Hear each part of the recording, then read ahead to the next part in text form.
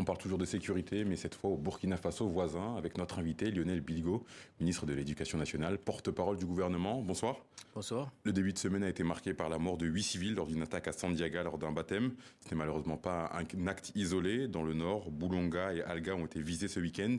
Et Seitanga, il y a une vingtaine de jours, avec un bilan très lourd, 80 civils tués. La situation sécuritaire est très préoccupante au Burkina Faso. Pas qu'au Burkina Faso, où la situation sécuritaire est très préoccupante dans le Sahel. Il y a le nord du Burkina, mais il y a aussi l'est du Burkina qui est gangréné par des groupes terroristes.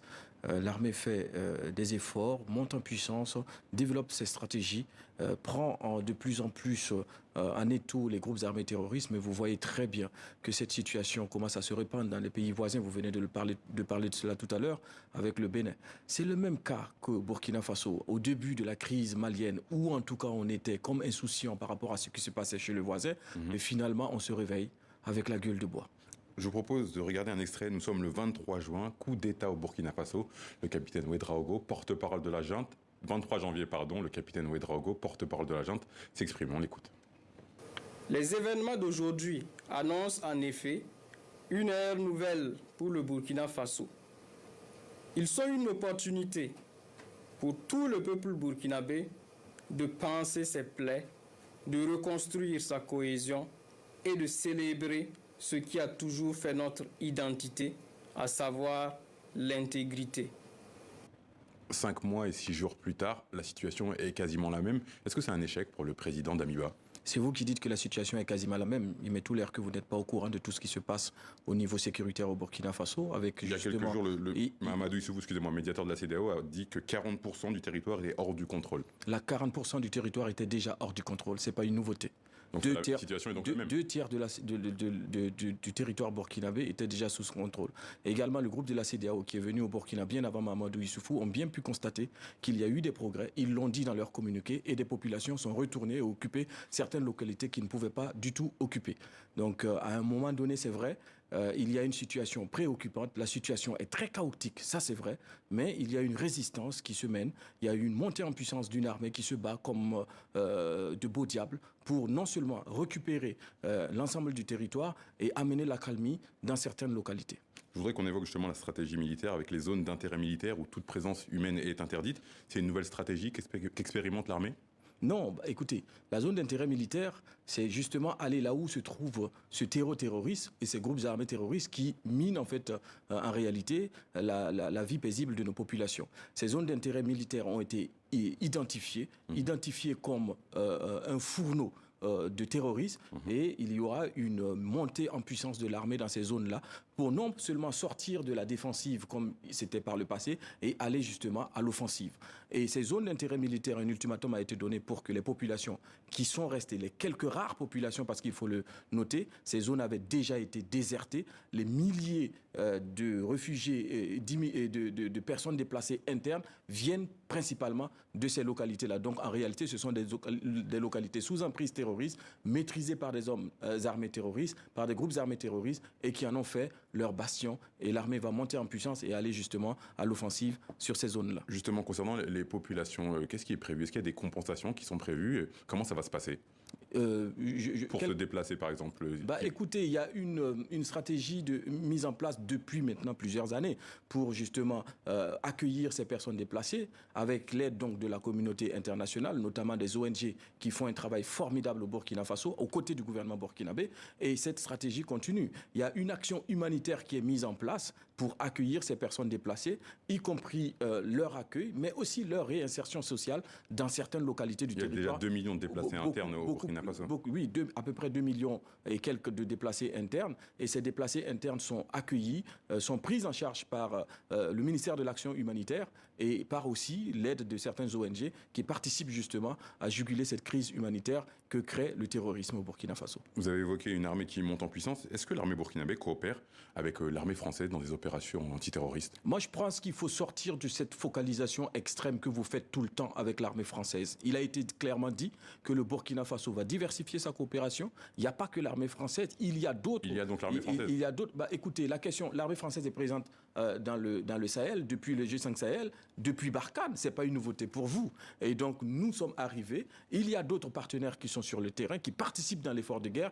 Il n'y a pas que l'armée française. Vous savez que dans l'accompagnement donc de la crise sécuritaire dans le Sahel, il y a les Anglais, il y a les Américains, il y a les Italiens, il y a tout type de coopération. Pourquoi faire une focalisation sur un seul pays? Mais cette question sur la France. Non, mais cette question revient très souvent. Et à un moment donné, il faut penser qu'il y a d'autres pays aussi qui participent. Vous y avez répondu, non, donc c'est il y a parfait. d'autres pays qui participent à cet effort de guerre. Il faut le reconnaître. À part la France, les Américains, est-ce qu'il y a la Russie, par exemple, vous soutient je vous ai cité au-delà de la France et des Américains, je vous ai cité d'autres pays, notamment par exemple le Canada aussi participe. Oui. Donc il y a des efforts conjugués qui se font dans le Sahel et qui vont au-delà d'un seul pays. Il y a plusieurs pays qui conjuguent leurs efforts. Ce n'est pas suffisant. Nous appelons à ce que ces efforts se multiplient davantage et que la communauté internationale porte un regard particulier sur le Sahel.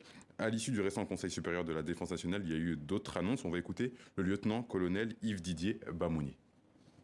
Il est constaté des faits d'abandon de positions opérationnelles et de matériel par des agents des forces de défense et de sécurité engagés en opération contre le terrorisme, notamment sous menace terroriste ou lors d'harcèlement par les groupes armés. Cette situation qui expose davantage les populations civiles à protéger leurs biens ainsi que les autres unités dans la sécurisation du territoire national contribue à renforcer les capacités logistiques des groupes extrémistes violents. Est-ce que ces abandons de position, ce n'est pas le signe d'une armée qui va mal finalement? Non, pas du tout. Écoutez, vous savez très bien que dans les prises de position, un objectif est de prendre position dans une localité pour défendre la localité. L'autre objectif, c'est que cette position soit renforcée et de taille. La plupart des attaques terroristes sur des positions de l'armée étaient des positions assez faibles en termes de ressources humaines. Et donc, les terroristes étaient en nombre supérieur, y compris en termes d'armement. Donc, il faut revoir la stratégie pour créer ce qu'on appelle des bulles d'action armée par endroit, renforcer la capacité de nos armées dans les positions les plus reculées en termes de ressources humaines, mais aussi en termes de capacité. Il n'y a pas d'abandon. Et je vous dis, le Burkina est engagé dans cette guerre depuis plusieurs années. Aucun centimètre de notre territoire ne sera abandonné, même si aujourd'hui, il y a des localités qui sont complètement désertes où l'administration ne s'y est pas. Et il faut dire que nous sommes en pleine résistance et en train de travailler justement pour récupérer ces localités-là. Il y a quelques jours, le président de transition, Paul-Henri Damiba, a reçu le président renversé en janvier, Roch-Marc Christian Kaboré. Cette rencontre, je cite, témoigne de la volonté de la réconciliation du chef de l'État pour un Burkina uni, déterminé et solidaire dans la lutte contre l'hydroterroriste. Recevoir le président qui a été renversé il y a quelques mois, est-ce que ce n'est pas finalement un aveu d'échec pour le président? Est-ce que vous ne pouvez pas voir de là une certaine forme d'humilité, une modestie et une grandeur d'esprit des deux hommes? Est-ce que vous ne pensez pas que le Burkina Faso souffre déjà assez pour continuer encore à s'entre-déchirer entre des personnes d'une même famille? Est-ce que vous ne voyez pas en ce geste-là une capacité de s'oublier et de penser justement aux populations burkinabées? Moi, je pense que c'est tout à l'honneur des deux chefs d'État et c'est tout à l'honneur de toute personne qui est capable de s'oublier, d'oublier son égoïsme personnel pour aller de l'avant et permettre aux Burkinabés de se réconcilier. J'ai dit tantôt que le Burkina Faso fait face à deux guerres, une première guerre terroriste et une deuxième guerre fratricide. Tant qu'on ne va pas résoudre cette question de guerre fratricide, il nous sera difficile, non pas impossible, difficile, parce que nous allons y arriver quant à cette guerre terroriste, mais il nous sera difficile, tant que nous serons déchirés entre nous burkinabés, d'arriver le plus rapidement possible. Il faut que le peuple burkinabé se réconcilie. C'est un appel à la réconciliation, et cette réconciliation, la jeunesse burkinabé est mobilisée et nous l'attendons de pied ferme. Qu'en est-il de la situation de l'ancien président Roch-Marc Christian Kaboré? Est-ce qu'il est libre de ses mouvements? Il est allé rendre visite au président Paul-Henri Damiba, c'est vous qui venez de le dire. Donc c'est une forme aussi quand même de mouvement.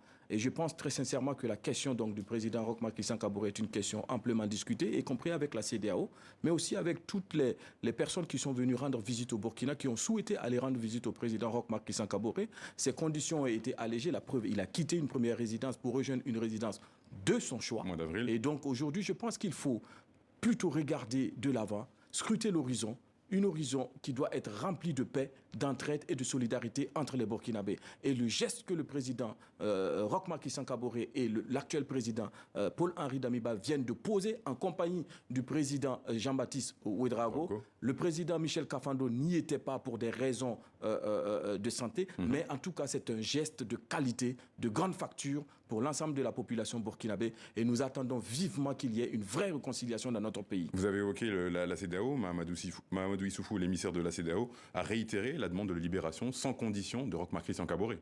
Écoutez, il est dans son droit de réitérer. Et il ne l'a pas dit comme ça, comme vous le dites tout de suite.